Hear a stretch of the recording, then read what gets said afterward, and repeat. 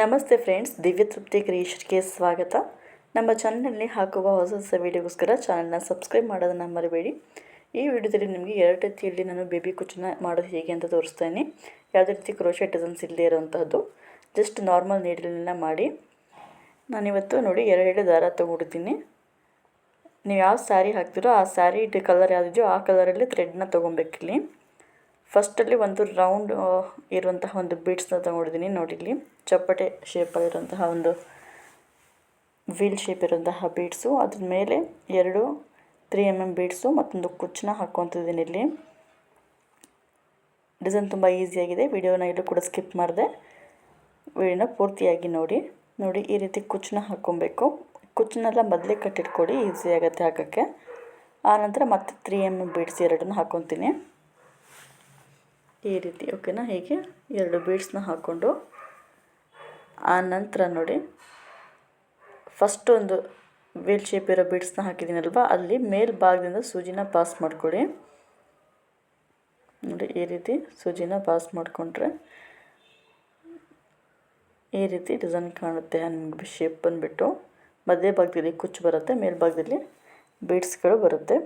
ಈ ಡಿಸೈನ್ ತುಂಬ ಚೆನ್ನಾಗಿ ಕಾಣುತ್ತೆ. ಸೀರೆಗಳಿಗೆ ಹಾಕ್ಕೊಂಡಾಗ ತುಂಬ ಏನು ಟೈಮ್ ತೊಗೊಂಡಿರೋಂತಹ ಡಿಸೈನ್. ನೋಡಿ, ಈ ರೀತಿ ಟರ್ನ್ ಮಾಡ್ಕೊಳ್ಳಿ ಒಂದ್ಸರಿ. ಹೀಗೆ ಶೇಪ್ ಈ ರೀತಿ ಬರುತ್ತೆ. ಇಷ್ಟು ಆದಮೇಲೆ ನೀವು ಸೀರೆ ಒಂದು ಸೈಡಿಗೆ ಈಗಾಗಲೇ ಲಾಕ್ ಮಾಡ್ಕೊಂಡಿದ್ದೀರ, ಇನ್ನೊಂದು ಸೈಡಲ್ಲೂ ಕೂಡ ಅದೇ ರೀತಿ ನೀಡಲ್ನ ಮೂಲಕ ಲಾಕ್ ಮಾಡಿ. ಲಾಕ್ ಮಾಡಬೇಕಾದಾಗ ಥ್ರೆಡ್ನ ಆದಷ್ಟು ಟೈಟಾಗಿ ಎಳ್ಕೊಳ್ಳಿ, ಲೂಸ್ ಆಗಿಬಿಟ್ಟು ಜಾರಿ ಹೋಗ್ತಿರುತ್ತೆ. ಈ ಲಾಕ್ ಮಾಡಬೇಕಾದಾಗ ಸ್ವಲ್ಪ ಟೈಟಾಗಿ ಥ್ರೆಡ್ನ ಎಳ್ಕೊಂಡು ಡಿಸೈನ್ ಕರೆಕ್ಟಾಗಿ ಕೂರಿಸಿ ಆನಂತರ ಲಾಕ್ನ ಮಾಡ್ತಾ ಬನ್ನಿ. ನಾವು ಫಸ್ಟ್ ಪಾಯಿಂಟ್ ಎಲ್ಲಿದೆಯೋ ಎಲ್ಲಿ ಲಾಕ್ ಮಾಡಿರ್ತೀವಲ್ಲ ಅದರಿಂದ ಒಂದು ಸ್ವಲ್ಪ ಗ್ಯಾಪ್ ಕೊಟ್ಟು ಲಾಕ್ನ ಮಾಡಿಕೊಡಿ, ಆವಾಗ ಡಿಸೈನ್ ನೀಟಾಗಿ ಕಾಣುತ್ತೆ. ಸೇಮ್ ಪಾಯಿಂಟಿಗೆ ಲಾಕ್ ಮಾಡೋಕ್ಕೆ ಹೋಗಬೇಡಿ, ಅದರ ಪಕ್ಕದಲ್ಲಿ. ಓಕೆನಾ? ಅಲ್ಲಿಂದ ಲಾಕ್ನ ಮಾಡಿಕೊಂಡ್ರೆ ಡಿಸೈನ್ ಫಿನಿಶ್ ಆಗುತ್ತೆ.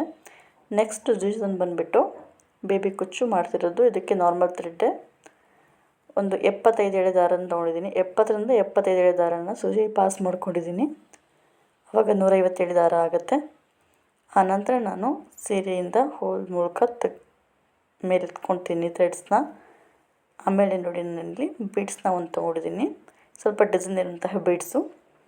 ಈ ಥರ ಡಿಸೈನ್ ಇರೋ ಬೀಡ್ಸ್ ಹಾಕೊಂಡಾಗ ತುಂಬ ಚೆನ್ನಾಗಿ ಕಾಣುತ್ತೆ. ಹೆಚ್ಚಿಗೆ ಬೀಡ್ಸ್ ಇಲ್ಲ ಈ ಡಿಸೈನಿಗೆ, ಸಿಂಗಲ್ ಬೀಡ್ಸ್ನಲ್ಲಿ ಮಾಡುವಂಥದ್ದು. ಆಮೇಲೆ ನಾರ್ಮಲ್ ನೀಡಲ್ಗೆ ಒಂದು ಎಳೆಯಲ್ಲಿ ಜರಿ ಥ್ರೆಡ್ನ ಹಾಕ್ಕೊಂಡು ಹಿಂಭಾಗದಿಂದ ನಾನು ಫಸ್ಟು ಥ್ರೆಡ್ನ ಪಾಸ್ ಮಾಡ್ಕೊತಿದ್ದೀನಿ. ಒಂದು ಸ್ವಲ್ಪ ಥ್ರೆಡ್ನ ನೋಡಿ ಹಿಂಬದಿಯಲ್ಲಿ ಎಳೆದಿಟ್ಕೊಡಿ ಟೈಟಾಗಿ. ಆನಂತರ ಲಾಕ್ ಮಾಡ್ತಾ ಬನ್ನಿ. ಬೇಬಿ ಕುಚ್ಚು ಹೇಗೆ ಕಟ್ತಿರೋ ಅದೇ ರೀತಿ ಕಟ್ಟೋದು. ಬಟ್ ಇಲ್ಲಿ ಮಧ್ಯೆ ಒಂದು ಬೀಡ್ಸ್ನ ನಾವು ಇನ್ಸರ್ಟ್ ಮಾಡಿದ್ದೀವಿ. ಕಟ್ಟಬೇಕಾದ್ರೆ ತುಂಬ ಟೈಟಾಗಿ ಇಟ್ಕೊಳ್ಳಿ, ಲೂಸಾಗಿ ಇಟ್ಕೊಂಡ್ರೆ ಜಾರೋಗಿಬಿಡುತ್ತೆ ಥ್ರೆಡ್ಸ್ನೆಲ್ಲ.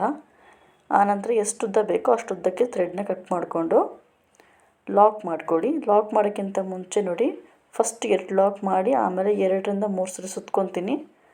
ಆನಂತರ ಹೂವಿನಲ್ಲಿ ಲಾಕ್ ಮಾಡ್ತೀವಲ್ಲ, ಹೂ ಕಟ್ಟಬೇಕಾದ್ರೆ ಅದೇ ರೀತಿ ನಾನು ಲಾಕ್ನ ಮಾಡ್ಕೊತೀನಿ. ಒಂದು 2 ಟೈಮ್ಸ್ ಅಥವಾ 3 ಟೈಮ್ಸ್ ಲಾಕ್ ಮಾಡ್ಕೊಳ್ಳಿ, ಆವಾಗ ನೋಡೋಕ್ಕೆ ಲುಕ್ ಚೆನ್ನಾಗಿ ಕಾಣುತ್ತೆ. ನಂತರ ಹಿಂಬದಿಯಿಂದ ನೀಡಲ್ನ ಪಾಸ್ ಮಾಡಿ